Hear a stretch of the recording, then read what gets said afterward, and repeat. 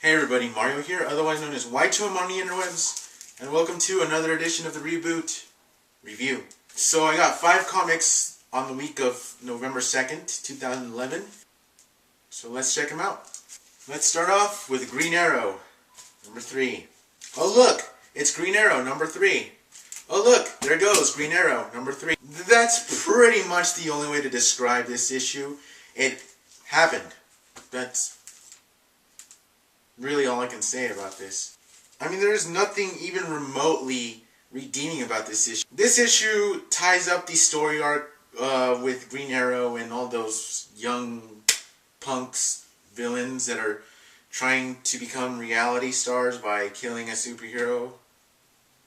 It's like J.T. Kroll, the writer, has had some sort of vendetta against young people because he makes fun of them. He totally thinks we're young, bloodthirsty punks who like to see people get killed and murdered in front of a camera. He knocks technology, he knocks young people and video games, which that was a low blow, by the way.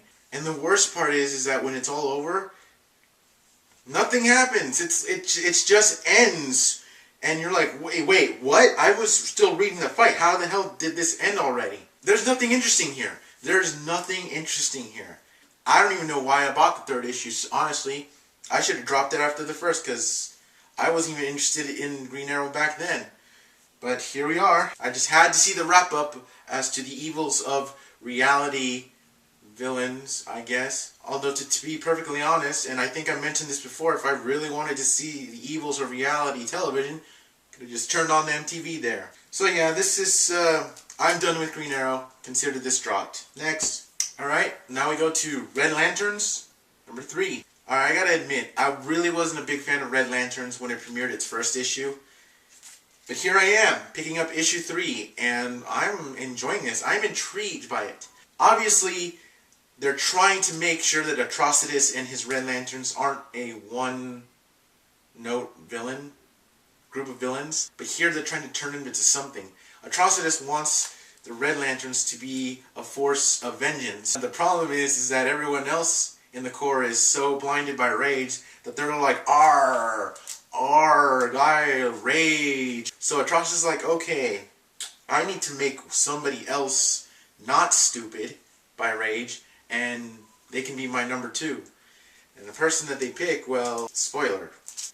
It's an interesting and kind of appropriate way how she becomes not stupid and regains herself, regains her senses, and we get a glimpse into her past as well. I'm going to tell you, it was really interesting to see, and the violence is there, as you would expect in a Red Lanterns comic. Peter Milligan knows he's walking on thin ice here. I mean, this series had a rocky start, but somehow he's making it work. Although I don't know for how long, because I just don't really see where they can go. But there are hints of Red Lanterns tying into something bigger, into the larger story arc. Also, when it comes to having those scenes about these brothers back on Earth, get to the damn point already, Milligan. We know what's going to happen. Just let it happen. But other than that, though, the artwork is solid.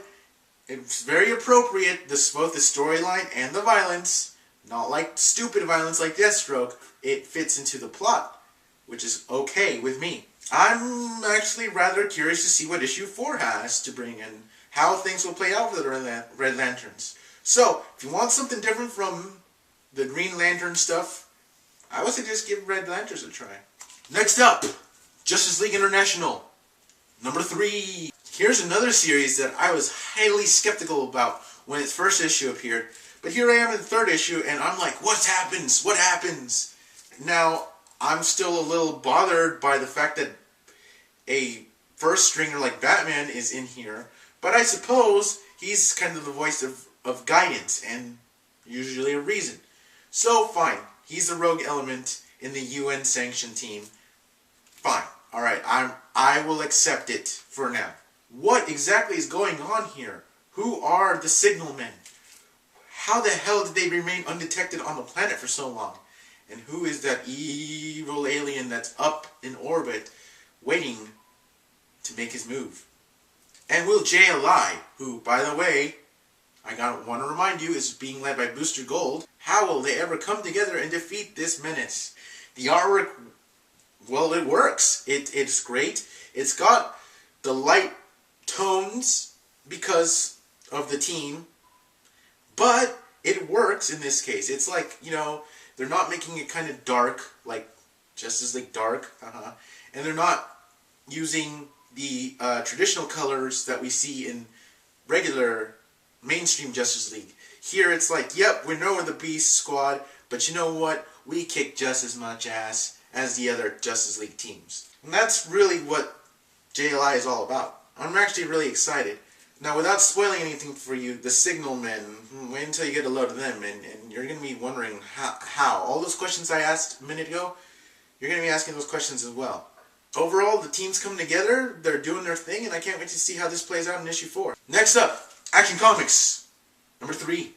Now, it's no big secret that I really love Action Comics. This is actually one of my top 5 favorite DC New 52 series out there. I didn't think I would like a Superman series so damn much, but here we are. But of course, all you need to do is look at the byline and see Grant Morrison's name, and you're like, oh, well, it makes sense. Although I have to say that issue 3, unlike the first 2 issues, is a little more slower paced, and it does hurt it a little bit. However, what it trades off in action and fast-paced dialogue, it makes up for in getting a glimpse into Superman's past, specifically his family's past, on Krypton, and the fate of Krypton, and giving us a big hint as to what big threat Superman has to deal with to protect Metropolis and the world. Now obviously, as you can tell by the cover, public opinion of Superman has turned dramatically against him. I thought that was a little sudden, a little quick. I don't understand what Morrison's angle was with that.